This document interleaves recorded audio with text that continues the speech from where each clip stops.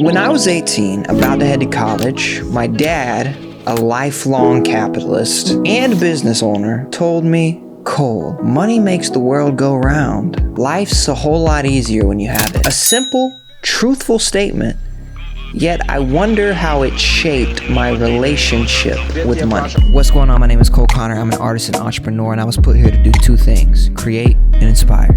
Thanks for being here. Let's get into it.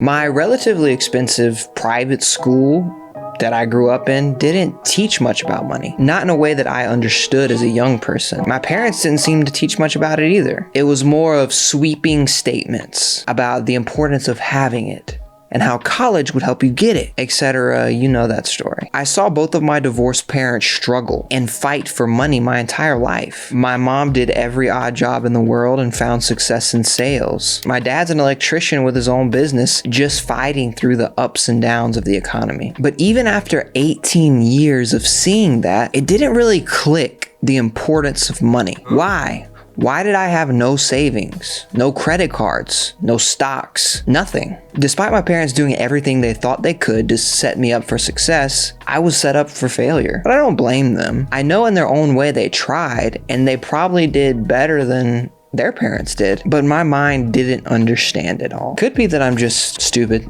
or maybe a lot of us didn't and don't understand it all. It took me until the age of 23, that's after lots of different types of jobs and internships and mentors, to have the courage and belief and understanding that I can make money on my own. I began to see that my dreams of being an artist would probably never come true unless I made enough money to fuel it. I needed it, and I needed resources to get my music out to the world. I was tired at 23 of feeling like a loser, because without money, guess what I was?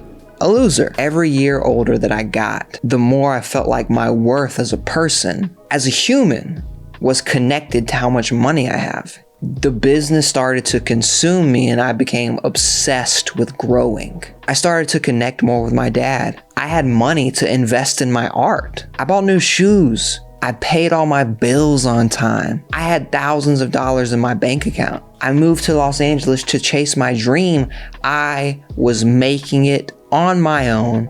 I was an adult, not a loser anymore. I, Cole Connor, am a success, I thought. Then in 2020, I, like a lot of others, lost everything. At 27, I moved back home. No more money, no more new clothes. Art took a standstill. I became depressed. I drank more. I gained weight. I was still a loser. I really noticed then that I hated my relationship with money. I hated how I always started to search for a quick buck, what was gonna make me rich fast. And at this point, sacrificing what felt like my entire adult life, trying to win this game of capitalism. I win and lose constantly at different levels of this game. It's cutthroat in a world where dreams don't always come true. But I built up the courage to take another stab at this bullshit capitalistic game. I felt my worth starting to rise. I felt cooler, more confident, powerful, proud. Knowing I could come back stronger, faster was a good feeling. But this time there was a difference. The biggest between now, because at this point, this is where I'm at now. And then at 27, 26, 25, the ups and the downs, the difference is now I know how quickly everything can be taken away. I was humbled. And through the ups and downs of entrepreneurship, I'm consistently humbled. And to be honest, I still, at 29 years old, tie my worth up with my financials. I can't help it. As kids, we're like at 29, 30, we're supposed to be successful. As a rapper, I was supposed to make it by 25. The least I can do is figure out how to make money. There's all these kids on TikTok making millions. What the f***? I feel like a preacher right now. Even though I know it can come and go, our whole society is built around it. We're constantly scrolling on social media, seeing success, a nonstop reminder of how much of a loser you feel like when you're at the bottom. It depends how you look at it, I guess. Now, I tend to see it more as money is connected to my happiness. Though I had some low points moving to Los Angeles over the past 6 or 7 months, I will say I've been happier. That doesn't mean I've been the most motivated, even when I was making very little, I was not motivated, but that doesn't mean I wasn't happy.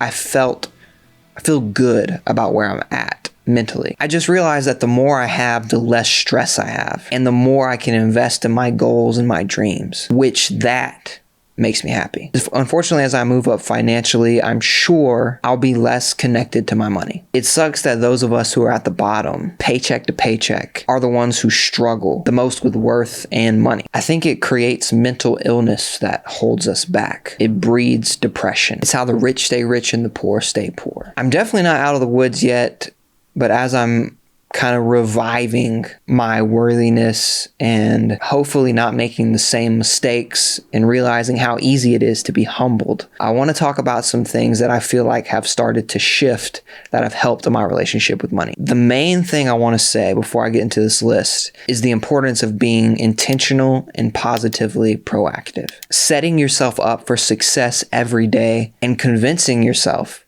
manifesting, whatever you want to call it, that it's possible. Most of the world struggles. Most of the world probably struggles their entire life. Most likely, if you're watching this video, you have it pretty good. You just got to wake up and remember that. Okay, enough of that. First way on how to change/improve your relationship with money. Realizing that money is a tool. Though money can correlate with happiness, it does not make us happy. Money is a tool that allows us to live the lives that we want to live with minimal stress. But it's important to note that this tool does not determine your worth as a human being. How much money we start with largely depends on where we live, what we're taught. So if you're starting from scratch, that doesn't mean that you can't reach your goals. It just may be a little bit longer and a little bit harder, and you may not have had, I guess, as much luck as other people. But I believe that it's still possible. Just don't hold yourself to the same level as someone that you see who's 16 and born in America and grew up during this time where they just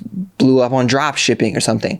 You don't have to compare yourself to those people. Think about just where you personally came from. And that's, if you're taking steps towards your success, no matter where you started, that's beautiful and more than a lot of people can say. Next thing is money comes and goes. I've made $2,000 a month. I've made $16,000 a month. I believe in the future, I'll make $100,000 a month. I'm not conservative with my money, but I do try to be smart. Most of the time I watch money leave my account just as fast as it came in. I'm constantly investing in growth and experiences. We do just have one life here, folks. And this strategy may not work with everyone. For example, you may want to just build up your savings and maybe that makes you feel good and comfortable. Fine. And I do think it's important to have like Dave Ramsey style emergency fund and things like that. But I'm talking beyond that. I think it's really important to invest in your growth as a human and invest in experiences. And it's okay if you're watching the money go just as it came in, because if you're investing in the right things, it will come back. I've realized that it's just kind of part of the game. And so if it goes away, there's no need to have a breakdown. Keep working. And ideally, it comes back. Changing your environment. One of the main reasons I left where I grew up and where I lived for my adult life is because I wasn't necessarily surrounded by people that were pushing me to reach the goals that I'd set for myself. That's also probably why I love YouTube so much. I can surround myself with all these successful people, and yes, sometimes it makes me feel bad, but usually it makes me feel like it's possible. These big goals of mine. And these YouTubers help me become the person that I believe that I can be. And I think that's pretty cool. If you are being held back, I'm just saying sometimes think about who is directly around you, whether it's friends, whether it's just you're in a place that doesn't have a lot of resources or people into what you're into.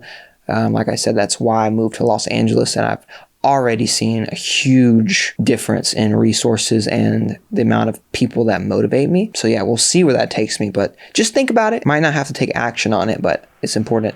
It was important for me. Setting yourself up for success, aka learning a high income skill. I talked about this in one of my last videos about tripling my income in a couple months. And what I said was I attempted ditching my high income skill, which is real estate photography, just because I thought that maybe some of these creative things would be able to help me or allow me to survive and I could just do creative stuff. I ended up being wrong, and it put me in a more stressful position than I needed to be put in. If I would have just came here and immediately focused on my high income skill, I would have been a lot better off today. Can't change anything now, but it's really important that you learn a high income skill. For example, if you're Ubering or doing side hustles, a lot of times you can survive and do perfectly fine like that, $25, $35 an hour.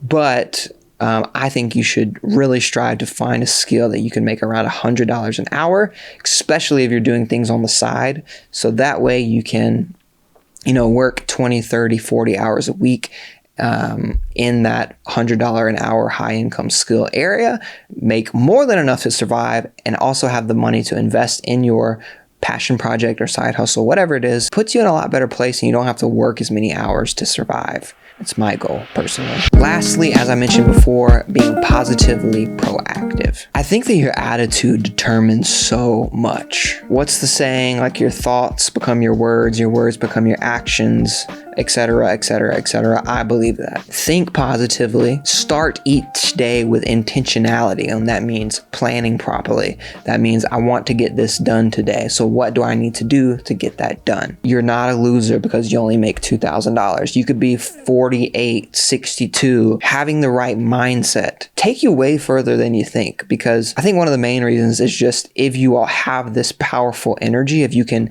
muster it up to be this positive, proactive person, it inspires other people and it attracts people to you.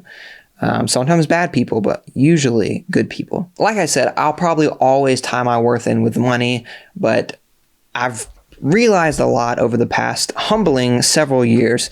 And as I'm kind of getting more to a comfortable place, I felt like it was important to talk about how I'm realizing that I've hated my relationship with money, and I'm hoping to continue to change it for the better. I hope something in this video helped, and we can all continue working through this together. If I inspired you in some way, or if you have any questions, please feel free to drop a comment. And I just want to end on this note. I wrote this down. I was reading The Go-Giver the other day, and it talks about kindness a little bit. And I just really believe that how kind we are to others and how giving we are makes a huge difference.